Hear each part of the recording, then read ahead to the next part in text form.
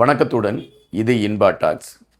ஒரு காலகட்டத்தில் மிகவும் பரபரப்பாக பேசப்பட்டவராக இருந்தவர் மஹிந்த ராஜபக்சே. இலங்கை அரசியல் களத்தில் அவரை மிஞ்சி வேறு எதுவும் நகர்ந்து விடாது என்ற கணக்கீட்டில் பேசப்பட்ட ஒரு நபராக இருந்தார்.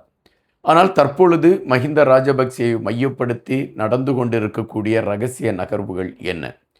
அனுரா அவர்கள் மே 1ஆம் தேதி நடந்த அந்த கூட்டத்தில் தெரிவித்த கருத்துகளின் பின்னணியில் மஹிந்த ராஜபக்சே போன்றவர்கள் சிறைக்கு செல்வதற்கான களங்கள் இருக்கிறதா? தற்பொழுது மஹிந்த ராஜபக்சேவே குற்ற புலனாய்வு திணைக்களம் விசாரணைக்காக அழைத்திருக்கிறது என்பதின் பின்னணியில் இருக்கக்கூடிய விடயங்கள் என்ன? இவைகள் சார்ந்த ஒரு தேடலைத்தான் நாம் இந்த காணொலியில் எடுக்க இருக்கிறோம். எனவே காணொலியை கடைசி வரை பாருங்கள். மஹிந்த ராஜபக்சே அவர்களை மையப்படுத்தி தொடர்ச்சியாக பல செய்திகள் உலா வந்து கொண்டிருக்கின்றன. சமீபத்தில் ஒரு பரபரப்பான செய்தி சில ஊடகங்களில் பிரதானமாக பேசப்பட்டது. 960 கோடி ரூபாய் அவருடைய வங்கி கணக்கில் 8 வங்கி கணக்கில் இருக்கிறது என்றும் அது மக்களுடைய பணம் என்றும் ஒரு பரபரப்பான செய்தி பேசப்பட்டது. இந்த பரபரப்பான செய்தி பேசப்பட்ட அந்த விடயத்திற்கு விளக்கம் கொடுக்கக்கூடிய ஒரு களத்தை மொட்டு கட்சியின் சார்பில் எடுக்கப்பட்டது. அவர்கள் காவல்துறை அதிகாரிகளை சந்தித்து எங்கள் மீது பொய் பிரச்சாரம் எடுத்து வைக்கப்பட்டிருக்கிறது, எனவே இந்த பொய் பிரச்சாரத்தை யார் எடுத்து வைத்திருக்கிறார் என்பதை உடனடியாக கண்டுபிடித்து அதற்கான தீர்வை எடுக்க வேண்டும் என்று அவர்கள் காவல்துறையை நாடியிருந்தார்கள். அவர்களை பொறுத்த மட்டில் மஹிந்த ராஜபக்சேவுக்கு 8 வங்கி கணக்குகள் இல்லை, அதில் 960 கோடி ரூபாய் பணமும் இல்லை என்பதைத்தான் மொட்டு கட்சி சார்பில் எடுத்து வைக்கப்பட்டிருந்தன. தொடர்ச்சியாக இந்த செய்திகள் பரவலாக பேசப்பட்டு கொண்டிருந்த அதே வேளையில் மே 1ஆம் தேதி நடந்த உழைப்பாளர் தினத்தில் இலங்கையின் ஜனாதிபதியாக இருக்கக்கூடிய அனுரா அவர்கள் சில விடயங்களை மேற்கோளிட்டு காட்டியிருந்தார். அப்படி அவர் மேற்கோளிட்டு காட்டியிருந்த விடயத்தில் மிக பிரதானமான ஒரு விடயம் என்னவென்றால், தெற்கு பகுதியில் முக்கிய புள்ளிகள் பலர் சிறைக்கு இந்த வருட இறுதிக்குள் சென்று விடுவார்கள் என்கின்ற ஒரு பதிவை அவர் பதிவு செய்திருந்தார். அப்படி என்றால் அரசு அதற்கான நடவடிக்கைகளை எடுத்து கொண்டிருக்கிறது. இதுவரை மக்களை ஏமாற்றி மக்களுடைய பணத்தில் தங்களை வளப்படுத்தி கொண்டவர்கள் சிறைச்சாலைக்கு செல்லக்கூடிய களங்கள் ஏற்படலாம் என்பதைத்தான் மறைமுகமாக அனுரா அவர்கள் குறிப்பிட்டிருந்தாரா என்ற கேள்வி எழும்பின. அதே வேளையில் இன்னொரு கேள்வியும் எழுப்பப்பட்டது. தெற்கில்தான் ஊழல்வாதிகள் இருக்கிறார்களா, வடக்கில் இல்லையா என்கின்ற ஒரு கேள்வியும் எழுப்பப்பட்டது. தற்பொழுது அரசு சார்பில் அதற்கான விளக்கம் எடுத்து வைக்கப்பட்டிருக்கின்றன. அரசு சார்பில் சொல்லப்பட்டிருக்கக்கூடிய விளக்கம் எதுவாக இருக்கிறது என்றால், தெற்கில் எப்படி ஊழல் குற்றவாளிகளை மையப்படுத்தி அரசு நடவடிக்கை எடுத்து கொண்டிருக்கின்றதோ அதுபோன்று வடக்கிலும் அதுபோன்ற ஒரு நகர்வுகள் எடுக்கப்படும் என்கின்ற ஒரு செய்தியை அரசு சார்பில் எடுத்து வைக்கப்பட்டிருக்கிறது. அப்படி என்றால் வடக்கு, கிழக்கு, தெற்கு போன்ற பகுதிகளெல்லாம் இதுவரை மக்களுடைய பணத்தை கொள்ளையடித்து கொண்டிருந்த அரசியல்வாதிகள் மீது இந்த அரசு நடவடிக்கை எடுப்பதற்கான திட்டமிடுதலோடு காய்களை நகர்த்த தொடங்கி இருக்கிறதா என்கின்ற கேள்விகள் எழும்பி இருக்கின்றன.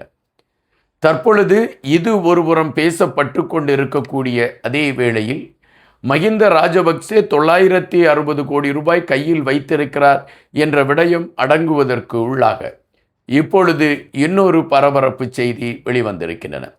அந்த பரபரப்பு செய்தி என்னவென்றால், வருகின்ற மே 12ஆம் தேதி மஹிந்த ராஜபக்சேயும் முன்னாள் அமைச்சராக இருந்த பியங்கரா ஜனரத்னா என்கின்ற இருவரும் குற்ற புலனாய்வுத்துறைக்கு விசாரணைக்கு வரவேண்டும் என்று அறிவிப்பு செய்திருக்கிறது என்ற செய்திகள் வருகின்றன.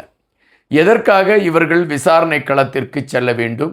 குற்ற புலனாய்வுத்துறை மஹிந்த ராஜபக்சேயிடம் விசாரிக்க வேண்டிய களம் என்ன இருக்கிறது போன்ற கேள்விகள் இருக்கின்றன. அதாவது இலங்கை ஏர்லைன்ஸ் அந்த ஏர்லைன்ஸ் சார்பாக ஏர்பஸ்ஸுகள் வாங்கக்கூடிய ஒரு களங்களை எடுத்தார்கள். அந்த ஏர்பஸ்ஸுகள் வாங்க அந்த களங்கள் எடுத்த பொழுது அதிலே பெரும் ஊழல் நடந்ததாக ஒரு குற்றச்சாட்டு பரவலாக பேசப்பட்டது. இதனை மையப்படுத்திய விசாரணைகள் மேற்கொள்ளப்பட்டன. விமானம் கொள்முதல் செய்த விடயத்தில் மிகப்பெரிய ஊழல் நடந்திருக்கிறது என்கின்ற விடயம் பல மட்டங்களில் பேசப்பட்ட அந்த சூழலில் அது குறித்து ஒரு விசாரணை எடுக்கப்படுகிறது. அதற்கான விசாரணைகள் முன்னெடுக்கப்படுகின்றது. விசாரணைகள் முன்னெடுக்கப்படுகின்ற பொழுது அது உண்மை என்கின்ற ஒரு நிலைக்குள் அந்த செய்திகள் வந்து நிற்கின்றன. அப்படி என்றால் அப்பொழுது யார் ஆட்சியில் இருந்தால், யார் இதற்கு அனுமதி கொடுத்தார் என்ற கேள்வி வருகின்ற பொழுது, மகிந்த ராஜபக்சே அப்பொழுது ஆட்சியில் இருந்தார் என்றும், அவரிடம் அனுமதி பெற்றுதான் இந்த விமானங்கள் வாங்கப்பட்டது என்றும், இந்த வாங்கப்பட்ட விமானத்தின் கொள்முதலில் மிகப்பெரிய ஊழலை மகிந்த ராஜபக்சேயும் அவர்களை சார்ந்தவர்களும் நடத்தி இருக்கிறார்கள் என்பதாக அதில் கண்டுபிடிக்கப்படுகிறது. இதன் அடிப்படையில் ஏர்லைன்ஸின் முன்னாள் தலைவராக இருந்த கபில சந்திரேசனா என்கின்றவரை கைது செய்து சிறையில் அடைத்திருக்கிறார்கள். அவரிடம் ஒரு மிக நீண்ட விசாரணைகள் மேற்கொள்ளப்பட்டன. அந்த விசாரணையில் அவர் பல உண்மை செய்திகளை சொல்லி இருக்கிறார் என்ற செய்திகள் வருகின்றன. அது என்ன உண்மை செய்திகளை சொல்லி இருக்கிறார் என்கின்ற கேள்விகள் எழும்பக்கூடிய அதே வேளையில் மகிந்த ராஜபக்சேவை மையப்படுத்திய செய்திகளை ஏதாவது எடுத்து வைத்திருக்கிறாரா என்கின்ற கேள்விகள் எழும்பியிருக்கின்றன. இந்த சூழலில் குற்ற புலனாய்வுத்துறையின் சார்பில் மகிந்த ராஜபக்சேவுக்கும் முன்னாள் அமைச்சர் பியங்கரா ஜெயரத்னா ஆகிய இருவருக்கும் அவர்கள் ஒரு சம்மனை அனுப்பியிருக்கிறார்கள்.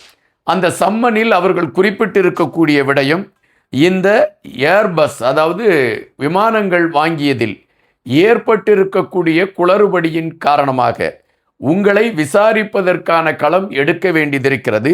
எனவே மே 12ஆம் தேதி குற்ற புலனாய்வுத்துறை திணைக்களத்திற்கு நீங்கள் ஆஜராக வேண்டும் என்ற கடிதத்தை அனுப்பி வைத்திருக்கிறது. இது இப்பொழுது ஒரு பரபரப்பான செய்தியாக பார்க்கப்படுகின்றது. அப்படி என்றால் விசாரணை வளையத்திற்குள் மகிந்த ராஜபக்சே வருகிறாரா? ஆதாரங்களை கையில் வைத்து கொண்டுதான் அரசு மகிந்த ராஜபக்சேவை விசாரணைக்கு அழைக்கிறதா? அனுரா அவர்கள் குறிப்பிட்டது போல இந்த வருட இறுதிக்குள் முக்கிய புள்ளிகள் சிறைச்சாலைக்கு செல்வார்கள் என்கின்ற பட்டியலில் மகிந்த ராஜபக்சேயுடைய பேரும் இருக்கிறதா என்ற பல கேள்விகள் எழும்பக்கூடிய ஒரு களமாக இப்பொழுது மாறியிருக்கின்றன. எனவேதான் மொட்டு கட்சியை சார்ந்தவர்கள் இப்பொழுது வெலவெலத்து போய் நிற்கக்கூடிய ஒரு களமும், அவர்கள் வேறொரு கோணங்களில் இதற்கான எதிர்ப்புகளை பதிவு செய்யக்கூடிய நடவடிக்கைகளை எடுத்துக்கொண்டு பயணிக்கக்கூடிய களங்களும் அரங்கேறி கொண்டிருக்கிறது என்பதையும் நாம் இப்பொழுது பார்க்க வேண்டியது இருக்கின்றது. மே 12ஆம் தேதி குற்ற புலனாய்வு திணைக்களத்திற்கு செல்லக்கூடிய மகிந்த ராஜபக்சே விசாரணையோடு திரும்பி வருவாரா, அல்லது அந்த விசாரணை உறுதிப்படுத்தப்பட்டிருக்கிறது என்கின்ற அடிப்படையில் அவர் கைது செய்யப்பட்டு ஒருவேளை சிறைச்சாலைக்கு அனுப்பப்படுவாரா என்கின்ற கேள்விகள் எழும்பி இருக்கின்றன. என்ன நடைபெற இருக்கிறது என்பதை நாம் பொறுத்திருந்துதான் பார்க்க வேண்டியதிருக்கிறது. காத்திருங்கள். இன்னும் பல செய்திகளோடு உங்களை சந்திக்கின்றேன். நன்றியுடன் இன்பா.